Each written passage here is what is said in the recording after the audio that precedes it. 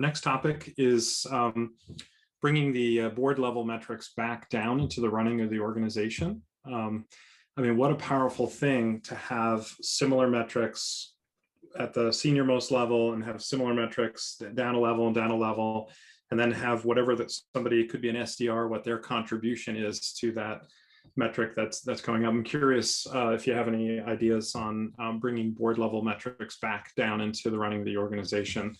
Kate, would you start on that one? Sure. So having, you want to stay as close as you can to what you're normally reporting out on to the company. You want to stay. So one thing that in my last company we did that I appreciated so much is that we actually had scorecards for our reps. So all of our reps had 5 metrics. And then our VP level, our senior leadership for sales, they had their own metrics. And then we had our metrics at, for board reporting. And there was maybe 1 or 2 in each of those categories that was a little bit different. So like the rep scorecards, the sales leadership team had 1 or 2 that the reps didn't have. And then when we go up 1 more level, then there's a couple more metrics that the VPs didn't have that we would report out to the board. There, or maybe a couple more, maybe 3 or 4 additional. That's without layering on the storytelling and the additional metrics you're going to show, but staying close to it. And just to go back to what Lauren said earlier is you have the definitions, and yes, it might be slightly different how we look at it, but I agree. It's like you want to keep it as consistent as possible, because as you're preparing for them, you don't want to be running these manual reports all the time. You want to have your normal reporting structure and cadence so that it's not as stressful as you go into it, because there's always going to be more you have to provide that is going to be stressful. So those baseline metrics you just need to have in your normal cadence and normal, the way that you speak to the company.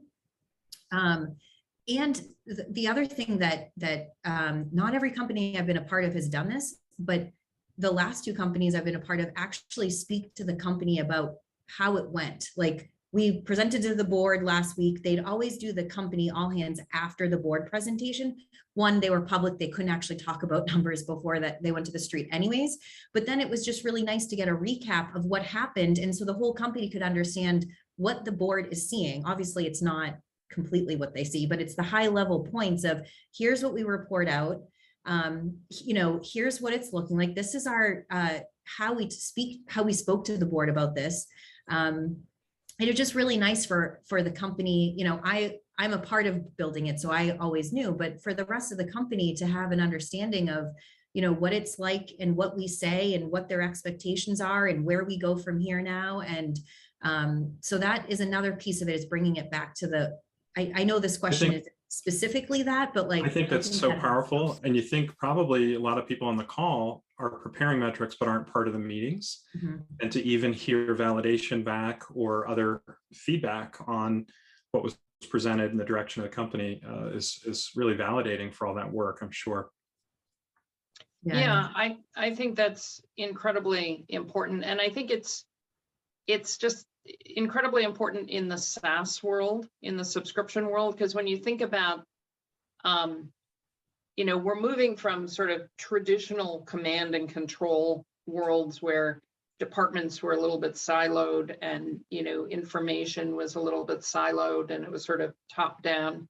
And in the SaaS world, it requires the whole company working together in order to make the model work, because it's not just about sales selling new customers, and it's not just about renewing customers, but you have to have marketing and have the funnel working. You have to have the information flowing into product development and customer engagement, and it all fits together. And part of that is making sure everybody understands how they fit in the whole, as well as what the goals of the company are and how it's doing. And I mean, we had a company recently join the benchmarking who said that everyone they're so transparent.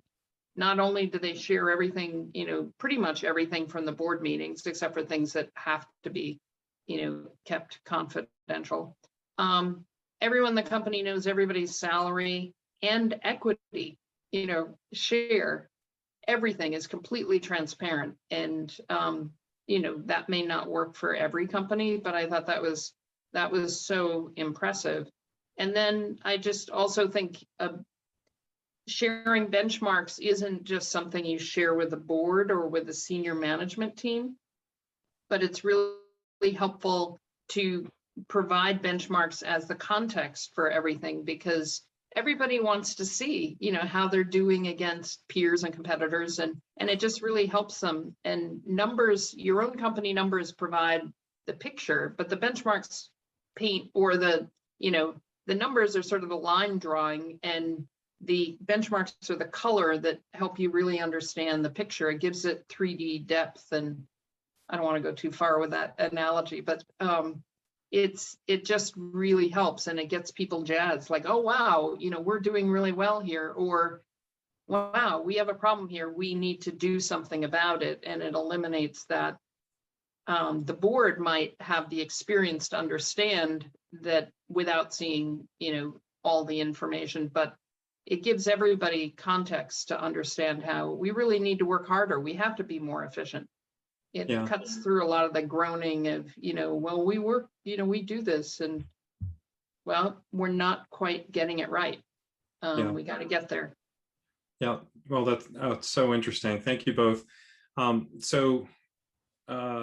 like going in the wrong direction here.